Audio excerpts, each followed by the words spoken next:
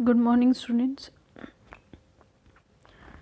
हम कर रहे थे chapter number 13 sound of class 8। तो हमारा टॉपिक है we hear sound through our ears. हम जो साउंड है, जो ध्वनि है, उसको अपने कानों से सुनते हैं। The shape of outer part of year is like a funnel. जो शेप है, जो स्ट्रक्चर होता है हमारे ईयर के बाहर वाले पार्ट का, वो कैसे होता है? एक फनल की तरह होता है। और फनल कैसी होती है? इस तरीके से, जिसको कीप कहते हैं, इस तरीके से होती है। ठीक है। व्हेन साउंड एंटर्स इट, जब साउंड इसमें एंटर करता है, जाता है, it travels down A canal. तो एक कैनाल, एक कैविटी आती है, ठीक है, एक जगह आती है। At the end of which, जिसके एंड पे, जिसके ख़त्म होने पर, a thin membrane is stretched tightly. एक पतली सी क्या होती है? मेम्ब्रेन होती है, परत होती है, जो कि टाइटली स्ट्रेच्ड होती है। टाइटली मतलब टाइटली स्ट्रेच होती है, अच्छे तरीके से पकड़ी हुई, जकड़ी हुई होती है। It is called ear drum. और इसको क्या कहा जाता है? ईयर ड्रम कहा जाता है। It performs an important function. ये बहुत ही इम्पॉर्टेंट, महत्वपूर्ण फंक्शन करता है। क्या? To understand what the ear drum does. तो ये जानने के लिए कि ईयर ड्रम क्या करता है, let us build a tin. एक टिन बनाइए, can model of ear drum. एक टिन बनाना है जो कि ईयर ड्रम का मॉडल हो सकता है। देखिए एक्टिविटी 13.10 क्या कहती है? Take a plastic tin can. एक टिन कैन लेना है, एक प्लास्टिक का। कट इट्स एंड, इसके जो एंड है उनको काटिए। Stretch a piece of rubber और balloon across the end of the can. जो कैन है उसके एक एंड पर क्या लगाना है आपको? एक रबड़ का पीस लगाना है, स्ट्रेच करके, या बलून लगाना है। Fasten it with a rubber band, और उसको क्या करना है आपको? अच्छे तरीके से बांध देना है रबर बैंड से। पुट 4 और 5 grains of dry cereals on the stretch rubber. अब जो रबड़ आपने स्ट्रेच किया है उसके ऊपर क्या रखना है? अनाज के दाने रख देने, 4 या 5। Now ask your friend to speak Hari. अब आपका जो फ्रेंड है उसको कहिए, हरी बोलने के लिए कहिए। हरी फ्रॉम द ओपन एंड। अब जो ओपन एंड था, जो जिस एंड पर आपने रबड़ नहीं बांधा था, उस एंड से आपको क्या सुनाई देगा? हरी सुनाई देगा। Observe what happens to the grain. अब ये ऑब्जर्व करिए जो ग्रेन थे, जो अनाज आपने रखा था, उनके साथ क्या हुआ? Why do the grains jump up and down. जो ग्रेन्स हैं, जो अनाज के दाने हैं, वो जंप कर रहे हैं ऊपर नीचे।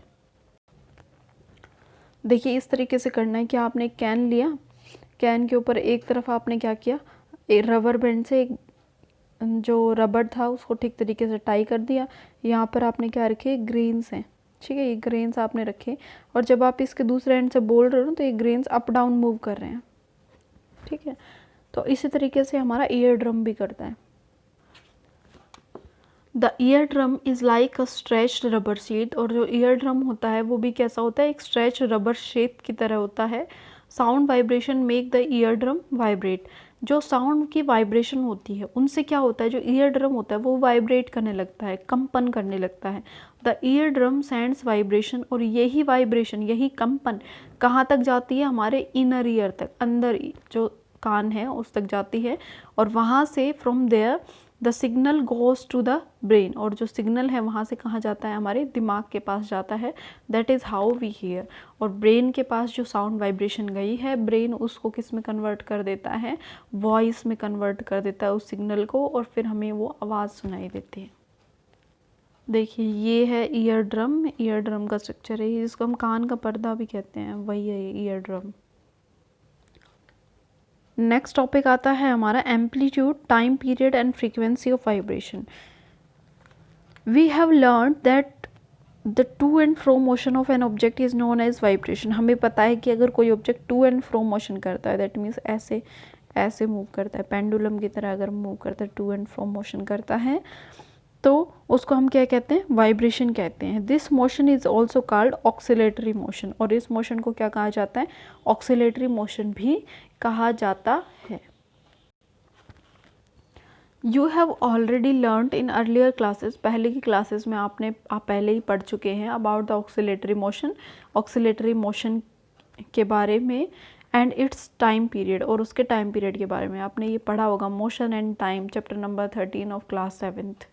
ठीक है, तो ये आप पढ़ चुके हैं। The number of oscillation per second is called frequency, और नंबर ऑफ ऑक्सीलेशन मतलब कितनी बार टू एंड फ्रो मोशन कर रहा है ये ऑक्सीलेशन जो हो रहा है 1 सेकेंड में, इसको क्या कहा जाता है, फ्रीक्वेंसी कहा जाता है ऑक्सीलेशन की। Frequency is expressed in hertz, frequency को किस में एक्सप्रेस किया जाता है, हर्ट्ज। हर्ट्ज क्या होती है, इसकी यूनिट होती है, उसका सिंबल क्या होता है, HZ होता है।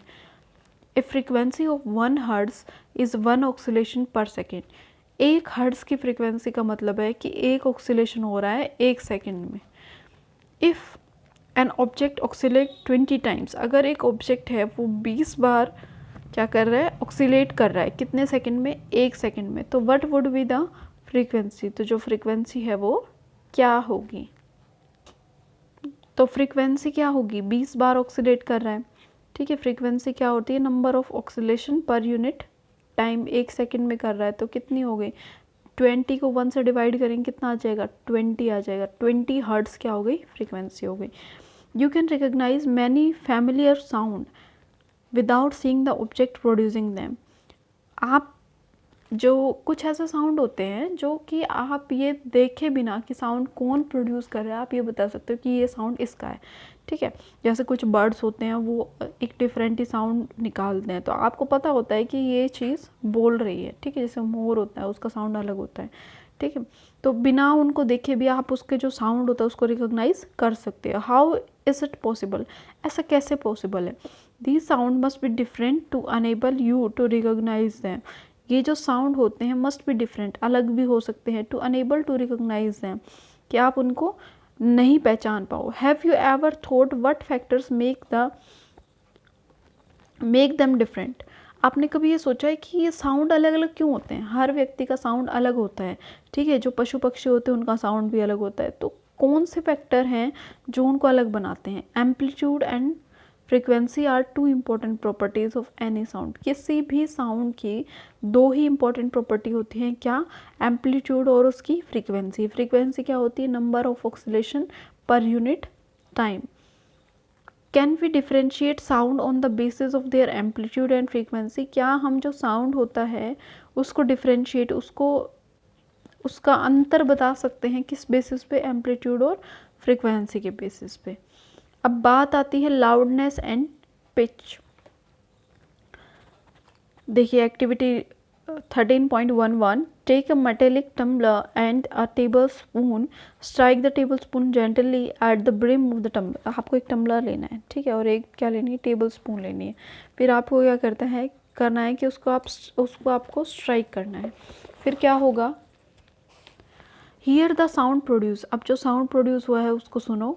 Now bang the spoon on the tumbler and take the sound produced again, अब क्या करना है, जो स्पून है उसको लटकाना है और फिर से वही सेम प्रोसीजर करना है, फिर से साउंड प्रोड्यूस होगा।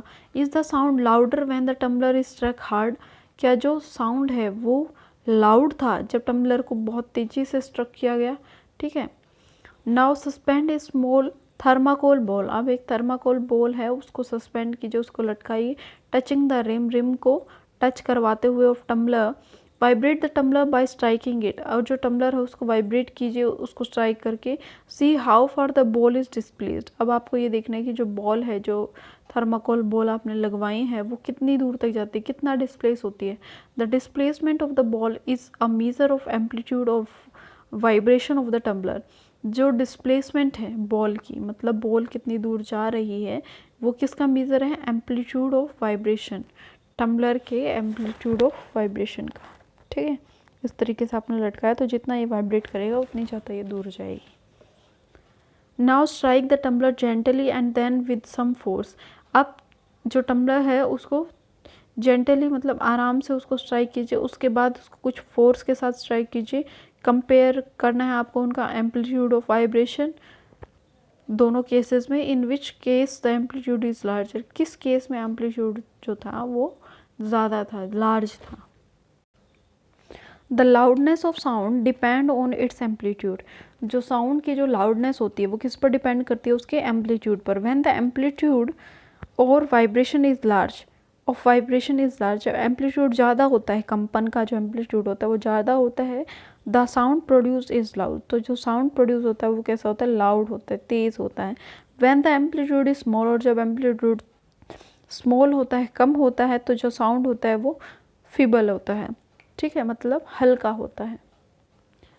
Compare the sound of A baby with an adult, एक बेबी का साउंड और एक एडल्ट के साउंड को कंपेयर कीजिए। इज़ देयर एनी डिफरेंस, क्या दोनों में कोई डिफरेंस है। Even if two sound are equally loud, अगर दोनों साउंड इक्वली लाउड हैं, उतने ही तेज़ हैं, दे डिफर इन सम वे, तो वो कुछ ना कुछ तरीके से अलग ही होंगे। लेट अस सी हाउ, अब देखते हैं कि कैसे, और ये कैसे जो है वो हम देखेंगे हमारी नेक्स्ट वीडियो में। So that's all for today, thank you.